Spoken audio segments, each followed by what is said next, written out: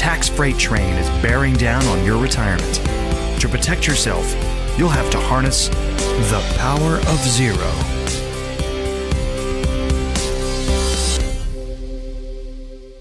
Hi there, David McKnight. Welcome to the Power of Zero show.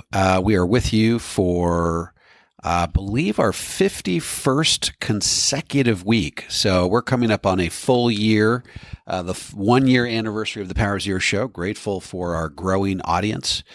We had over 11,000 downloads last month, and that grows at about 10% every month. So we appreciate you getting the message out, telling your colleagues, your neighbors about what we're talking about on the Power of Zero show.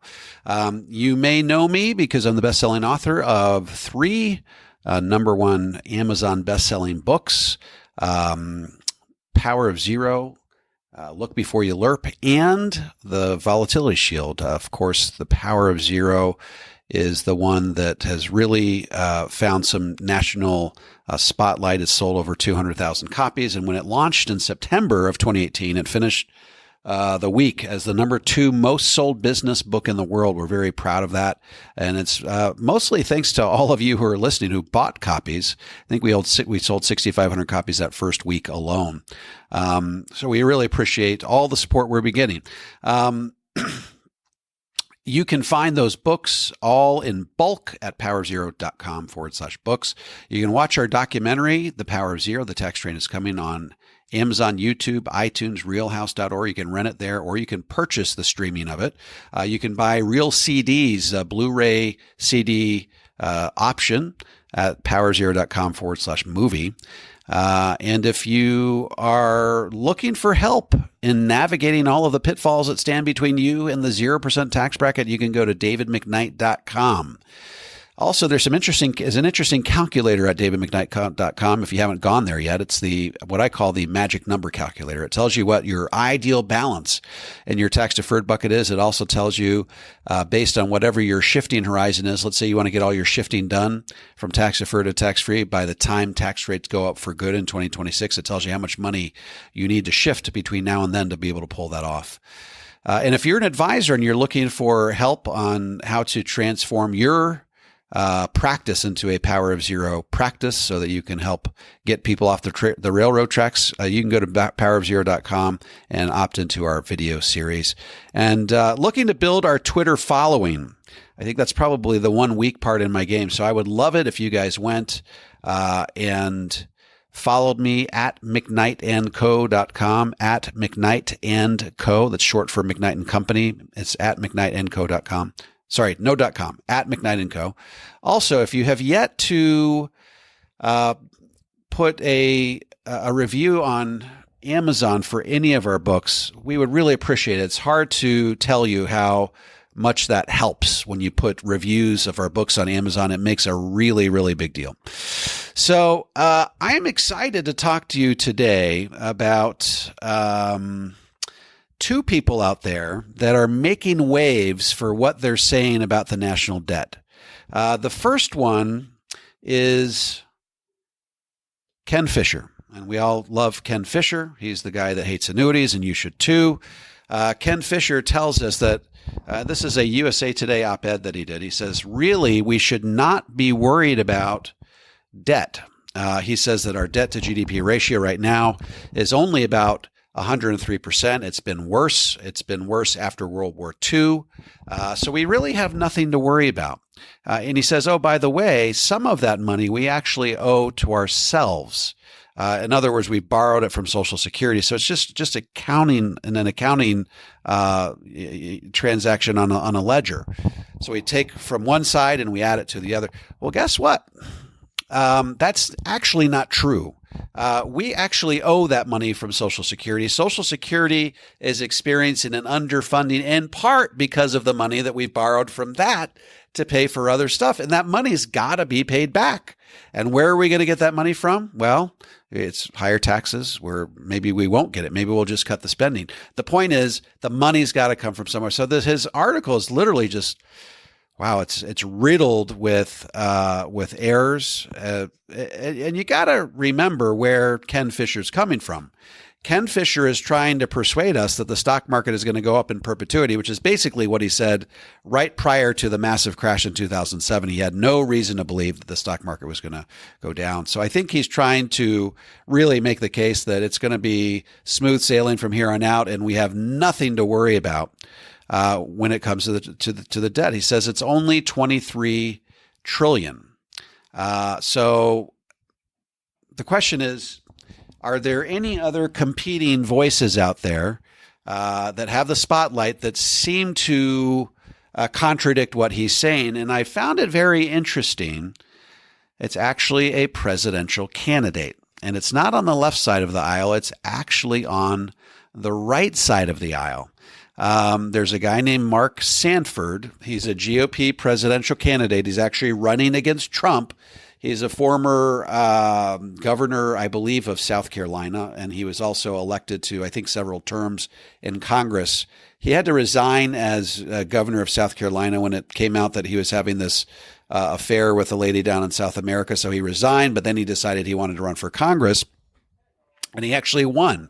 And now he's decided that he wants to primary President Trump. Okay, so take a listen to what he says and tell me if this sounds familiar, okay? He says, I don't think we have 8 to 10 years. That's why I'm running.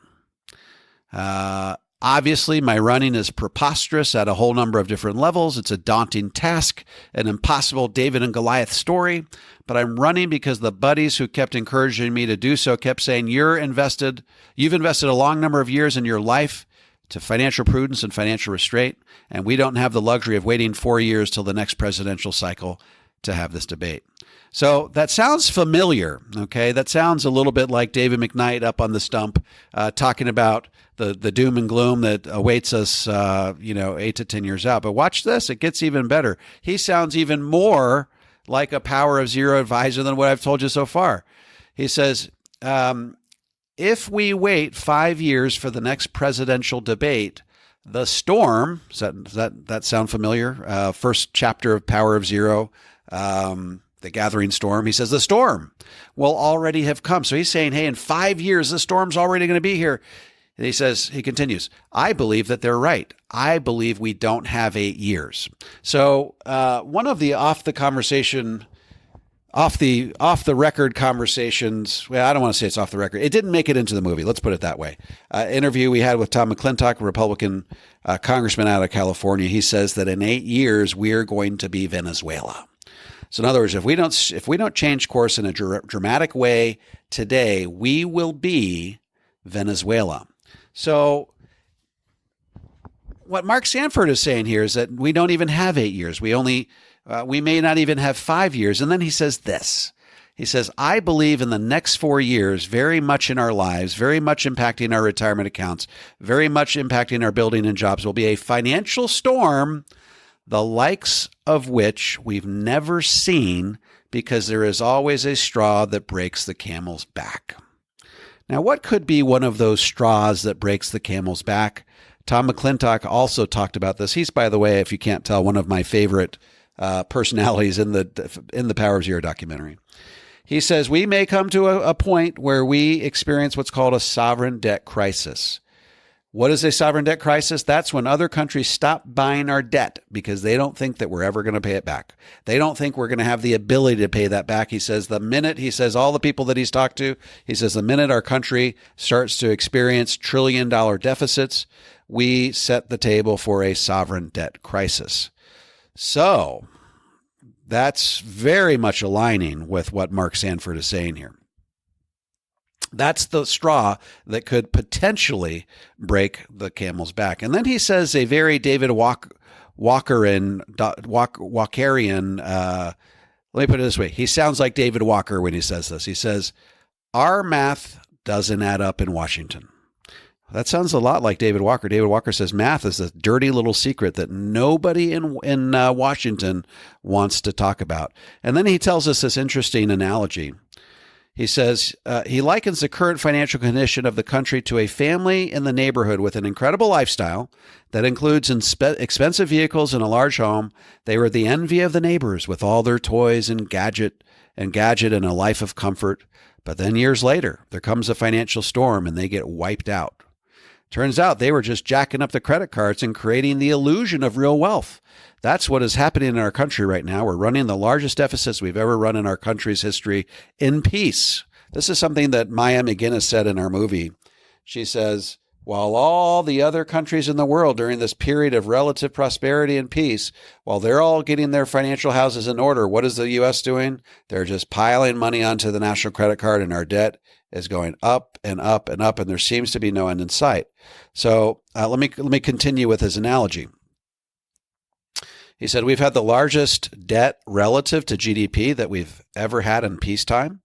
And not all of that is the president's fault. I want to make it clear. It doesn't go all at his feet. It has been accumulating for a while, but he's not doing anything about it. He hasn't even started the conversation when he ran. He said, if you elect me, I will eliminate the debt over the 8 years I might be in office. That's what he said. Instead, his own budgets propose raising the national debt by $9 billion. If you look at the assumptions behind them, they are rather hopeful. I'll leave it at that. So the actual deficit increase will be more than $9 billion. But let me just go back to what Larry Kotlikoff says here. I think that we are living in a dream world if we believe that the national debt is only 22 trillion and change. Okay. We got to keep remembering what fiscal gap accounting says. And we also have to remember that all of the Nobel laureates within the borders of our country that are economists recommend that we follow fiscal gap accounting. All of the other governments in the world of developed nations follow fiscal gap accounting. What is fiscal gap accounting? Fiscal gap accounting basically says that if you've made a promise for Social Security, Medicare, Medicaid, what have you, that is a liability that should go. It's an off-the-books transfer. It's something that should go on your balance sheet. And we have had many opportunities as a nation to pass laws that will disclose those numbers and include them in the national debt. But every couple years it comes up and Congress votes to not have those numbers included in the national debt. And so Larry Kotlikoff says, the national debt's not growing by $1 trillion every year. It's growing by $6 trillion every year. We would have to have $239 trillion sitting in a bank account today, earning treasury rates to be able to deliver on all these promises. So who's right? Is Ken Fisher right, who has every incentive and every motivation to try to convince the general public that there is not a storm looming on the horizon of our country? There is not a tax freight train bearing down on us. Everything is peachy keen after all. It's been much worse in days past in our country.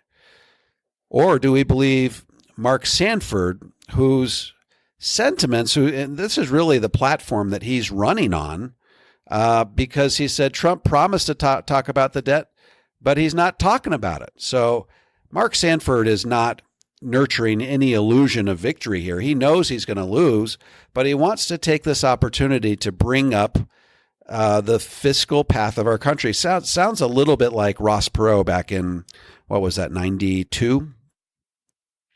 So which of these two figures sounds more realistic? Well, I'll tell you, Mark Sanford sure sounds a lot like David Walker. He sure sounds a lot like Larry Kotlikoff. He sure sounds a lot like the really smart economic minds in our country who have nothing to gain by not telling it like it is and giving you the unvarnished truth. I know Ken Fisher has everything in the world to gain by trying to convince you that the debt in our country is not a problem. But Mark Sanford, he knows he's not going to win, so he has nothing to gain there. David Walker has nothing to gain. Larry Kotlikoff has nothing to gain. All they're trying to do is to raise the warning cry about the fiscal storm. The thing that really, I guess, struck me about this article is that it's all of the numbers and the vocabulary that seem to align with everything that we say and believe here at the Power of Zero. That 8 years from now, it's already going to be too late. That it's a fiscal storm, that the math doesn't add up. So I would say if there's a politician out there who most sounds like a Power of Zero advisor, it's got to be Mark Sanford. So I will be following his campaign closely to see if he can garner any more spotlight by shining a spotlight of his own on the national debt that the government seems largely to be ignoring. There's a few lone figures that are crying in the wilderness and trying to raise the warning cry, as it were, about the fiscal path of our country. And guess what? You can either believe Ken Fisher, or you can believe the really smart guys in the universities all across the country who testified in our movie about the fiscal path of our country. So, and if you find yourselves in a position where either you or your clients have large amounts of money sitting in tax-deferred investments like 401ks and IRAs, you have a very real freight train that's bearing down on you. And unless you take advantage of the next 7 years of historically low tax rates to get those dollars systematically repositioned to tax-free, then those dollars could be sitting on the train tracks when that tax freight train arrives. And how much of your IRAs and 401ks will you be able to keep? Not quite as much as you thought. By the way, I have it on good authority that the Secure Act, which is the retirement legislation that's passed both in the House and the Senate, will most likely be snuck into a spending bill, the spending bill that gets signed right at the end of the year. It'll most likely be snuck in there, which means that if you die with money in your IRAs or 401ks and it goes to a non-spouse beneficiary like your kids, they will be forced to spend that money down over 10 years. They will pay taxes on it at a period in their life when they are at the apex of their earning years, when they can least afford to pay the taxes, and when tax rates are likely to be much, much higher than they are today. So guess what? It is still the case that dying with money in your IRAs is the worst possible place to have it. They will no longer be able to do stretch IRAs. They'll be forced to spend it down in 10 years.